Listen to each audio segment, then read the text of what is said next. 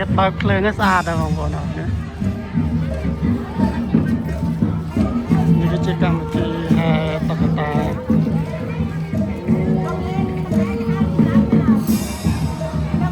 នេះបងគាត់កាន់ខ្សែដើម្បីកុំឲ្យវាចូលទៅក្នុង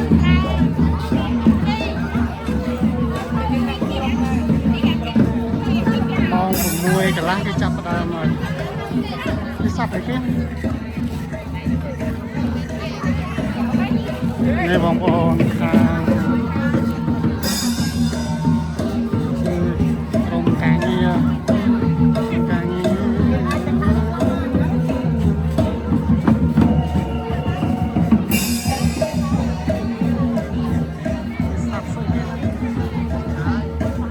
សតស្មរនេះគេចាញ់ពីវត្តដំណាក់តោបងប្អូននេះមក1 កន្លះគេចាប់ផ្ដើមហើយពីក្រុមពេញសាសាលាគាត់ឥឡូវយើងต้องទៀមនេះក្រុមតន្ត្រី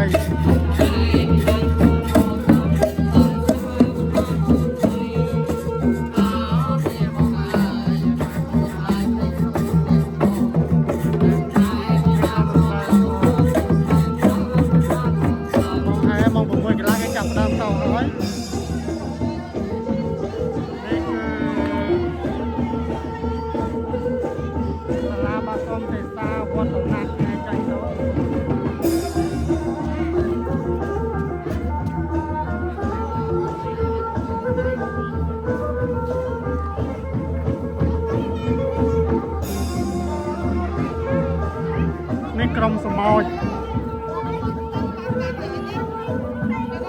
នេះគាត់កាន់ខ្សែនឹងសត្វអីគេសត្វបងពេកសត្វបងពេកពេលយកមានផ្លែហ៎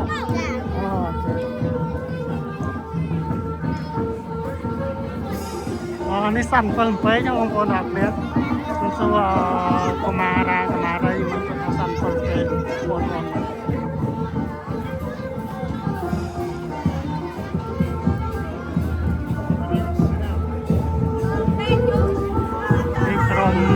7 អំពេកនេះគេនិយាយវត្តដំណាក់ទៅអូនេះស្អាតមែនទេ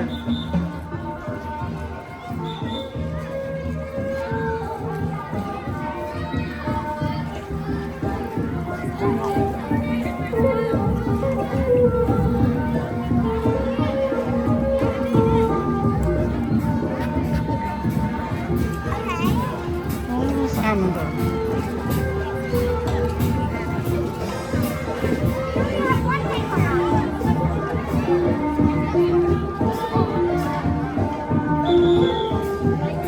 បងប្អូនអ្នកជិតដល់ម៉ោងហើយគឺចាប់ផ្ដើមតែទៅម៉ោង6 កន្លះនេះក្រុមកាយរិទ្ធជាមួយយ៉ាងណា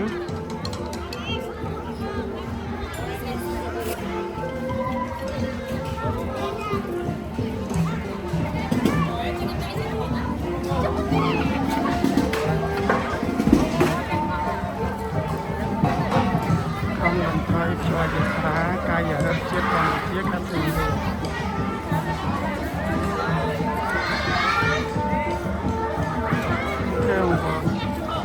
ជិតដល់ម៉ោងហើយនេះបងប្អូននេះ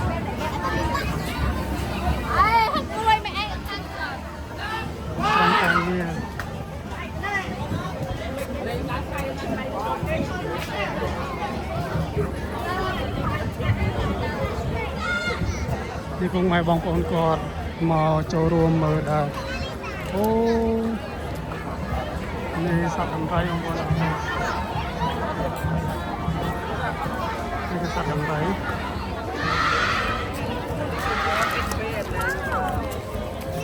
នេះក្រុមតន្ត្រីដើម្បីហែផងដែរHello បងល្បីហ្នឹងថ្ងៃ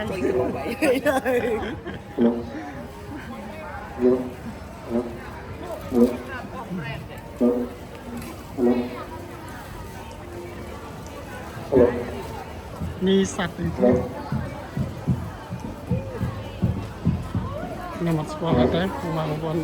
មើលបាន ច្រើនបងប្អូនវែងហ្នឹង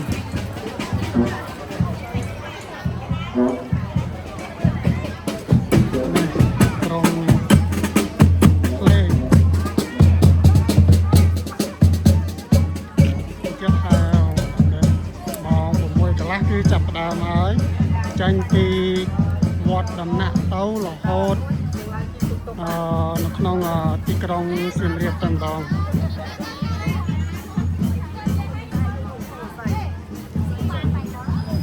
មានភ្ញៀវជាតិនិងភ្ញៀវអន្តរជាតិគាត់ចូលរួមច្រើនមែនទែនអូនេះសាទេមានតាក់តាច្រើនណាស់អត់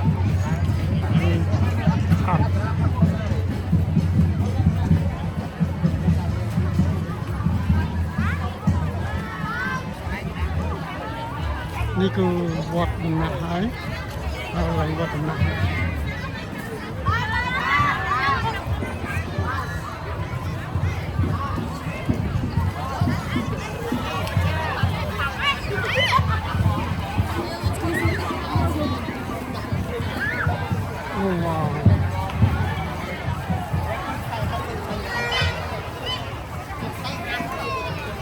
ទៅល្អបងប្អូនទៅនៅក្នុងតំបន់ដែលមានទេសចរណ៍នេះមានភ្ញៀវជាតិក៏ដូចជាភ្ញៀវអន្តរជាតិជាអន្តរជាតិគាត់ថតច្រើន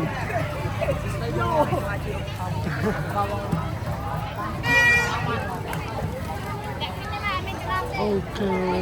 ក្រុមត្រីដែរសិទ្ធិភ្ញៀវបងប្អូនភ្ញៀវអន្តរជាតិគាត់ថតយើងឃើញចឹងទៅដើម្បីទាក់ទាញទេសចរក៏ដូចជាអ្វីដែលខ្មែរយើងមានគឺជាការផ្សព្វផ្សាយផងដែរ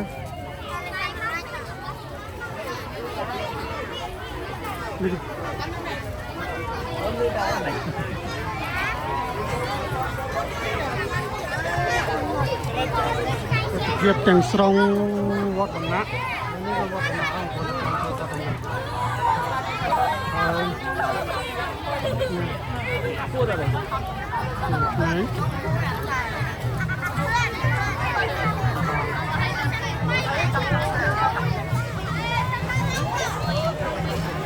โอ้ชวนเล่น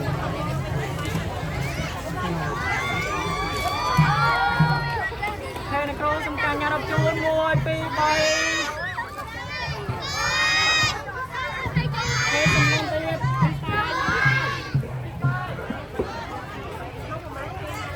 មានការចូលរួមពីម៉ែបងប្អូនក៏ដូចជាបងប្អូនច្រើនមែនទែន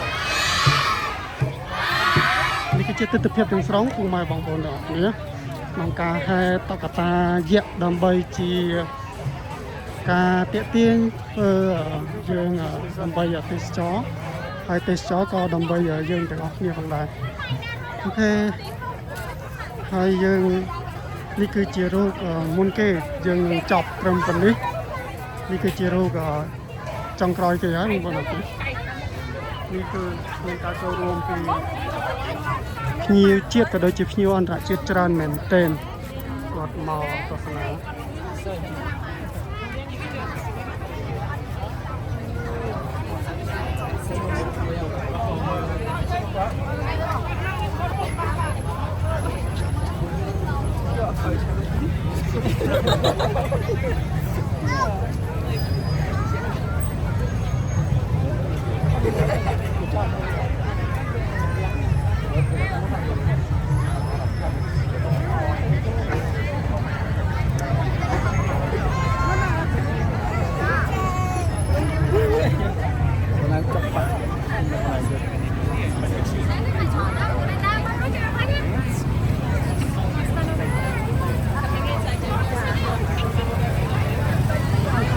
នេះគឺវងមូលហើយភ្ញៀវជាតិនិងភ្ញៀវអន្តរជាតិគាត់ឈោផ្ដិតយកទស្សនវិជ្ជាចឹងណាបងប្អូនអរគុណ